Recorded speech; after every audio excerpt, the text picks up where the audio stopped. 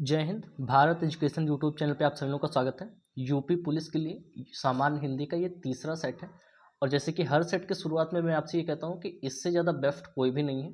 Youth publication का जो टोह series आती है ये उसका सेट है और ये सेट बिल्कुल एकदम रिलेवेंट है आपकी यूपी पुलिस कांस्टेबल के री एग्ज़ाम के लिए। जो री एग्ज़ाम आपका होगा जून या जुलाई में हो सकता हो या जब भी होगा, अब आपके इलेक्शन के बाद में होगा, उसके लिए सबसे रिलेवेंट ये सेट है। अगर आपने लगा भी रखा है, आपने मॉक टेस्ट दे भी रखा है, फिर भी आपको ये चीज़ दोबारा प्रैक्टिस कर लेनी चाहिए, क्योंकि इससे ऊपर मुझे आज तक कोई भी सेट नहीं लगा है। ये कोई पेड प्रमोशन तो है नहीं, आप भी समझ रहे हो। जो आपके लिए रिलेवेंट है वो मैं यहाँ पे बता रहा हूँ।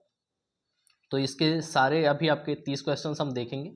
5 क्वेश्चन लगभग गद्यांश के रहते हैं, उसको हम छोड़ देते हैं, बट ये सारे क्वेश्चन आपके प्रैक्टिस के लिए बहुत ज़्यादा इंपॉर्टेंट है। मैं फिर भी बोल रहा हूँ। चलिए, पहला क्वेश्चन क्या है कि अपभ्रंश का वाल्मीकि किसे कहा जाता है। तो अपभ्रंश का वाल्मीकि आपके स्वयंभू को कहा जाता है। 8वीं शताब्दी में ये थे। किस शताब्दी में थे? 8वीं शताब्दी में। ये एक राइटर थे जो कि सर्वश्रेष्ठ कवि माने गए हैं अपभ्रंश के। अपभ्रंश एक वो होता है, इनकी एक रचना कौन सी है? पौमचर्यू। पौमचर्यू इनकी एक रचना है स्वयंभू की। ठीक है, पौमचर्यू इनकी रचना है। इनको अपभ्रंश का प्रथम महाकवि या अपभ्रंश का वाल्मीकि भी कहा जाता है। अपभ्रंश का प्रथम महाकवि भी आपके स्वयंभू को कहा जाता है, ये आप याद रखेंगे। चलिए, अगला क्वेश्चन क्या है कि ढाई आखर प्रेम का पढ़े सो पंडित होए। तो सभी को मालूम है कि ये कबीरदास जी की रचना, वो पंक्तियां हैं कि ढाई आखर प्रेम का पढ़े जो पंडित होए। किस कवि की पंक्तियां हैं? कबीरदास जी की। कबीरदास जी की कोई एक और पंक्ति आप बताइए। जैसे कि वो थी कि काकड़ पाथर जोड़ के मस्जिद लई बनाए, और दूसरा ये था कि पत्थर पूजे हर मिले तो मैं पूजू पहाड़। चलिए, अगला क्वेश्चन क्या है? हमारे देश में जयचंदों की कमी नहीं है में जयचंद शब्द संज्ञा के किस भेद के अंतर्गत आता है? तो देखिए, जब भी हम किसी ऐसी चीज की बात करेंगे जिसमें किसी व्यक्ति का नाम हो, लेकिन उससे क्या पता चल रहा है? गुण का पता चल रहा है। जयचंद, जयचंद का अर्थ हम किससे लगाते हैं? आपके देशद्रोही से या विश्वासघात से लगाते हैं। तो यहाँ पे जयचंद किसी व्यक्ति का पता नहीं चल रहा है, यहाँ पे जयचंद से किसका पता चल रहा है? गुण का पता चल रहा है।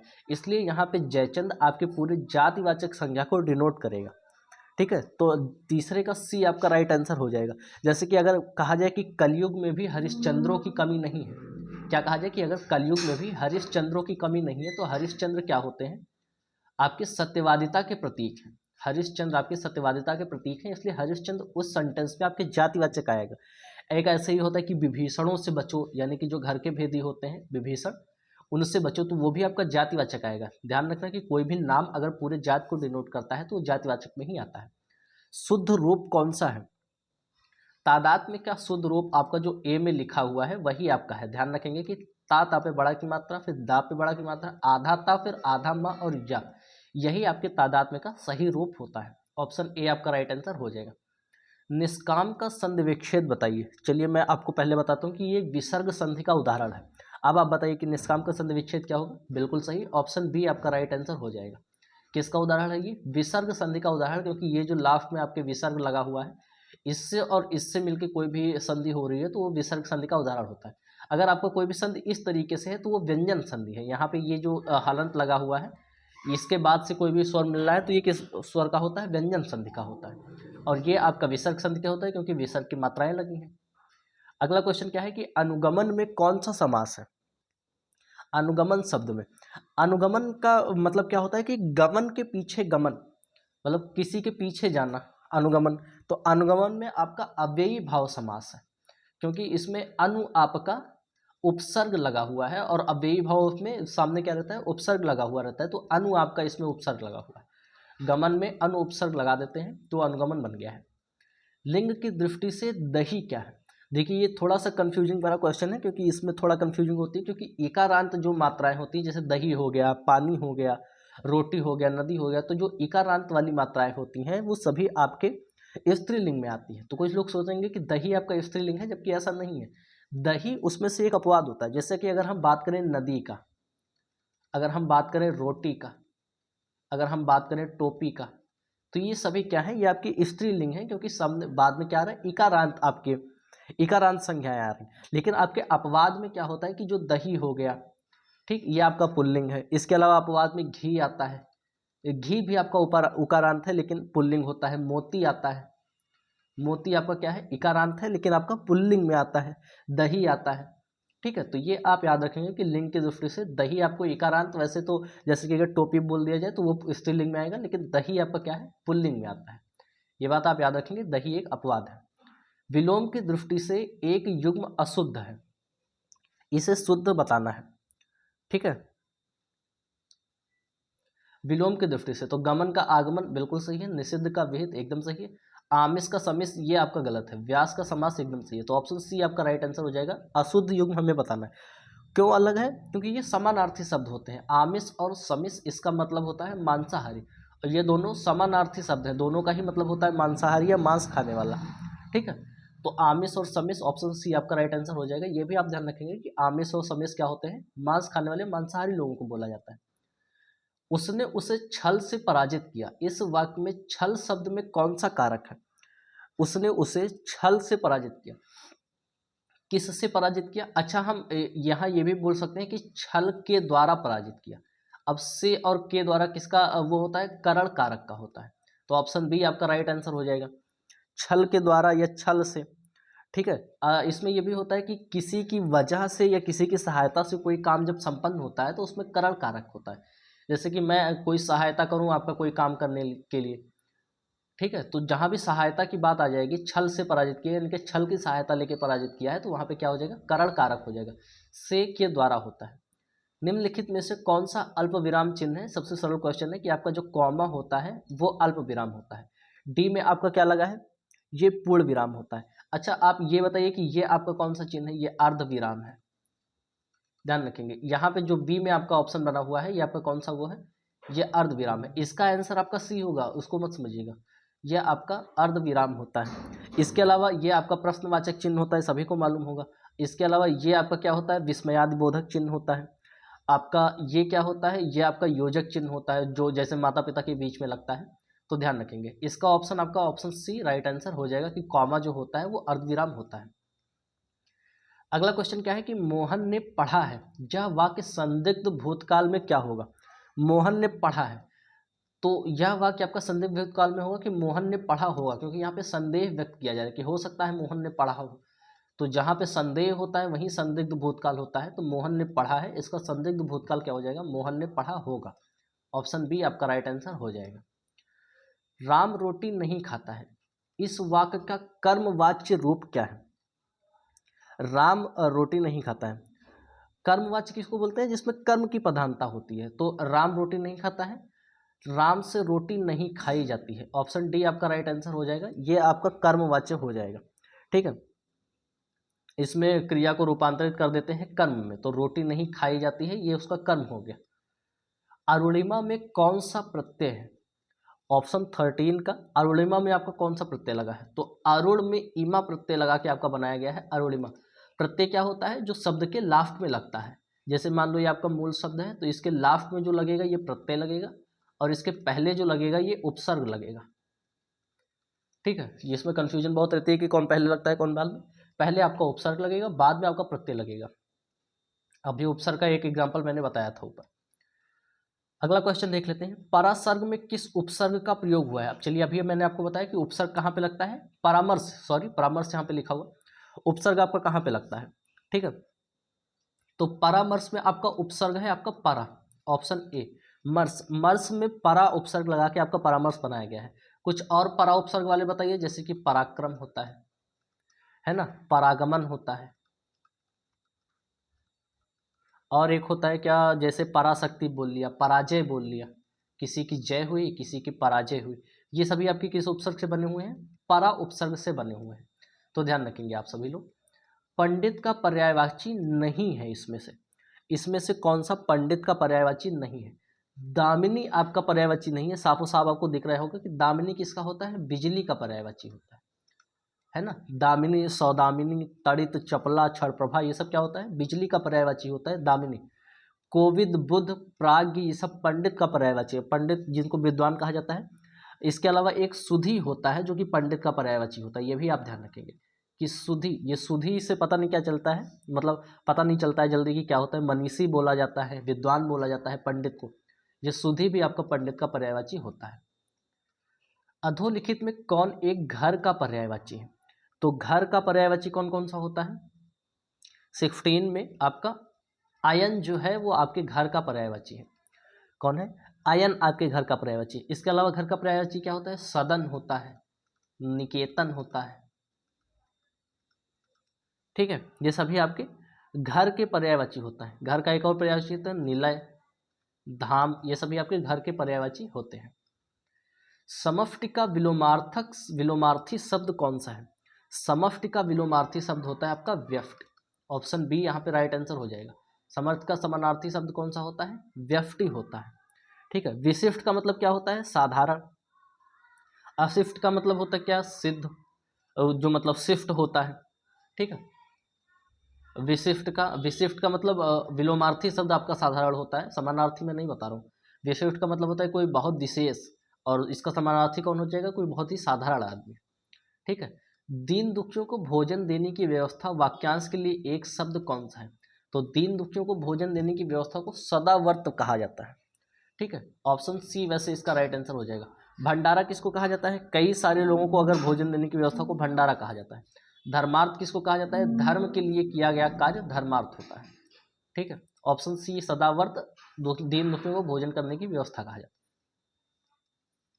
हाथी के पीठ पर रखे जाने वाले आसन को क्या कहते हैं? तो हाथी के पीठ पर रखे जाने वाला आसन के लिए एक शब्द होता है हौदा, ठीक है। अच्छा, एक ये बताइए कि हाथी को अपने नियंत्रण में करने के लिए किसका उपयोग किया जाता है? तो अंकुश का उपयोग किया जाता है, कि अंकुश मारा जाता है। हाथी को चलाने वाले को क्या बोलते हैं? महावत बोलते हैं। ये आप याद रखेंगे। हाथी के पीठ पर रखे जाने वाला आसन क्या कहलाता है? हौदा कहलाता है। जीन किसको बोलते हैं? जो घोड़े की पीठ पे रखा जाता है, जो कि काठी का बना होता है, ठीक ठीक है। बख्तर किसको कहा जाता है? जो युद्ध में सैनिक आपके लोहे का कवच पहनते थे, उसको बख्तर बोला जाता है। जीन किसको बोला जाता है? जो घोड़े की पीठ पे रखे जाती है जो गद्दी, उसको जीन बोलते हैं, ठीक। बख्तरबंद यानी कि आपके जो सैनिक बख्तरबंद होते थे, जो लोहे के जाल से बना कपड़े पहनते थे जिससे उनके चोट ना लगे, उसको बख्तर कहते थे। और हाथी के पीठ पर रखे जाने वाला हौदा होता है। आंखें बिछाना मुहावरा का सबसे सही अर्थ क्या होता है? आंखें बिछाना मुहावरा का क्या होता है सबसे सही अर्थ? आंखें बिछाने का तो वो होता है कि हृदय से आदर करना। हाँ, ये है आपका, कि बहुत ही मन से कोई भी चीज़ का आदर करना मुहावरे का अर्थ होता है। क्या होता है? आंखें बिछाना। चलो, आंखों से हम रिलेटेड वो कुछ मुहावरे आपसे पूछ लेते हैं। आंखें फेरना का क्या मतलब है? आंखें फेरना मुहावरे का क्या मतलब होता है? चलिए, आंखें फेरने के मुहावरे का अर्थ बताइए। इसके होता है पहले जैसा प्रेम न रखना, ठीक है। आंखें फेरना मुहावरे का क्या अर्थ होता है? पहले जैसा प्रेम न रखना, या फिर नजर हटा लेना। चलिए, वैसे इसका आंखें फेरने का सबसे अच्छा होता है कि पहले जैसा प्रेम न रखना। निम्नलिखित में से एक शुद्ध युद्ध युग्म अशुद्ध है, वह क्या है? सौदागर फारसी शब्द है, एकदम सही बात है। समन अंग्रेजी शब्द है, ये भी एकदम सही बात है। किताब अरबी शब्द है, ये भी सही बात है। अलमारी आपका तुर्की शब्द नहीं है। अलमारी आपका कौन सा शब्द है? पुर्तगाली शब्द है। अलमारी कैसा शब्द है? पुर्तगाली। पुर्तगाली में आपका छोटा ऊ की मात्रा लगती है। पुर्तगाली शब्द होता है अलमारी। पुर्तगाली शब्द और कौन कौन से होते हैं? जैसे काजू हो गया, स्त्री हो गया, एक ये वाली स्त्री पुर्तगाली शब्द होती है। काजू हो गया, कॉफ़ी हो गया, गमला हो गया, गोदाम हो गया, पिस्तौल हो गया, ये सभी आपके क्या होते हैं? पुर्तगाली शब्द होते हैं। और अलमारी भी क्या है? आपकी पुर्तगाली शब्द है। तो ऑप्शन सी आपका राइट आंसर हो जाएगा कि यही अशुद्ध युग्म है। निम्नलिखित में से कौन सा शब्द तद्भव है? इनमें से कौन सा शब्द आपका तद्भव होता है? भ्रमर, व्याघ्र, कोयल या क्षीर? तो 22 का राइट आंसर हो जाएगा। कोयल आपका क्या है? तद्भव शब्द है। बाकी शब्द क्या है? भ्रमर का क्या होता है? भौरा। व्याघ्र का क्या होता है? बाघ। कोयल आपका तद्भव शब्द है। तद्भव शब्द कौन से होते हैं? जो कि संस्कृत में थोड़ा सा परिवर्तित करके बने हुए होते हैं, ठीक है। इसका तत्सम क्या होता है? कोकिल होता है। अगर इसका तत्सम हम पूछें कि कोयल का क्या होता है, तो कोकिल इसका तत्सम शब्द होता है। भ्रमर का क्या होता है? भौरा होता है। व्याघ्र का क्या होता है? बाघ होता है। क्षीर का क्या होता है? खीर होता है। छा आपके खा में बदल जाता है तद्भव में। तत्सम किसको कहते हैं? जो संस्कृत से एडजेक्टिव ले लिए गए हैं, संस्कृत वाले शब्द एडजेक्टिव आपके तत्सम कहलाते हैं। एक वाक्य शुद्ध है, आपको बताना है कि कौन सी वाक्य यहाँ पे शुद्ध है। तो सबको पढ़ेंगे। आपकी राय से काम जरूरी है, नहीं राय में काम जरूरी है। वहाँ मिष्ठान की बड़ी दुकान है, सही लग रहा है। भारत काश्मीर, ये काश्मीर क्या होता है, ये भी गलत है। उन्होंने बहुत सी पुस्तकें एकत्रित कर ली हैं, ये भी आपका गलत है। तो ऑप्शन बी आपका राइट आंसर हो जाएगा कि वहाँ मिष्ठान की बड़ी दुकान है। यहाँ पे मिष्ठान को आपको ध्यान से देखना है कि मिष्ठान ऐसे लिखा जाता है, मिष्ठान नहीं, यहाँ ठा नहीं होता है, टा होता है। तो ऐसे ही लिखा जाता है, आपके उसमें भी पूछा जा सकता है। तो ये भी आप ध्यान रखेंगे, मिष्ठान को सही लिखेंगे। के कारण मैं रस्सी को सांप समझ बैठा था। संदेह, जिज्ञासा, भय या भ्रम के कारण। आप कभी भी रस्सी को सांप कब समझेंगे? जब भी आपको भ्रम होगा, ठीक है। भ्रम के कारण मैं रस्सी को सांप समझ बैठा था। 24 का डी ऑप्शन होगा, भ्रम के कारण। देखिए कुछ लोग कहेंगे कि यहाँ पे भय भी हो सकता है, बट ऐसा नहीं होगा कि आप डरे, पहले से डरे हुए हो, आप रस्सी को सांप समझ बैठे, ऐसा नहीं। जैसे मान लो अंधेरे में आपने कोई रस्सी देख ली, आपको लगा सांप है, तो उसके बाद आप डरेंगे, इसलिए भय ऐसा नहीं। और संदेह और जिज्ञासा तो हो नहीं सकता कि लाओ देखें देखें क्या है ये, रस्सी है कि सांप ही है। जिज्ञासा में तो चीज़ें पता चल जाती हैं, संदेह में तो बस थोड़ा सा संदेह होता है। भ्रम के कारण आपने किसको, रस्सी को सांप समझ लिया था, ठीक। हंस का संपादन किसने किया था? हंस नाम की पत्रिका का संपादन सबसे पहले किसने किया था? सभी को पता होगा कि मुंशी प्रेमचंद जी ने हंस नाम की पत्रिका का संपादन किया था। कब किया था? 1930 में बनारस से इसका संपादन किया गया था। प्रेमचंद जी की कुछ रचनाएं बताइए चलिए। प्रेमचंद जी की रचनाएं कौन कौन सी हैं? गोदान है, गबन है, वरदान है, और इनकी एक अधूरी रचना है मंगलसूत्र। गबन, मंगलसूत्र इनकी एक अधूरी रचना है। चलिए ठीक है, अगला क्वेश्चन देख लेते हैं। दिए गए भाग में वह भाग ज्ञात करिए जिसमें कोई त्रुटि है। त्रुटि के हिसाब से आपको बताना है कि किसमें त्रुटि है। वसंत के आगमन से ही शीत की कोप, अरे शीत की कोप नहीं होता है, शीत का कोप होगा यहाँ। तो दूसरे वाले में ही आपका त्रुटि मिल गई है, इसलिए ऑप्शन डी सी आपका राइट आंसर हो जाएगा। शीत की कोप नहीं होता है, शीत का कोप अदृश्य हो गया, ये आपका होना चाहिए। अगला क्वेश्चन देख लेते हैं। आकाश में बादल छाए हुए हैं, ठीक है। आकाश में बादल छाए हुए हैं, निम्नलिखित में से कौन सा शब्द रेखांकित शब्द का पर्याय नहीं है, यानी कि आपको पर्यायवाची बताना है। तो जलधर आपका बादल का है, मेघ भी बादल का है, पयोधर भी बादल का है, वाग्देवी आपका बादल का नहीं है, ठीक है। वाग्देवी आपके संस्कृत की सरस्वती जी का पर्यायवाची होता है। वाग्देवी आपका किसका पर्यायवाची है? सरस्वती जी का पर्यायवाची है, ये बादल का पर्यायवाची नहीं होता है, ठीक। तो ऑप्शन बी आपका राइट आंसर हो जाएगा। जयपुरी का स्थानीय नाम क्या है? जयपुरी बोली का स्थानीय नाम क्या है? ढूंढाड़ी। ऑप्शन सी आपका राइट आंसर हो जाएगा। जयपुरी का स्थानीय नाम क्या है? ढूंढाड़ी है, ऑप्शन सी। चलिए अगला क्वेश्चन देख लेते हैं। ज्ञानपीठ पुरस्कार किस भाषा से संबंधित है?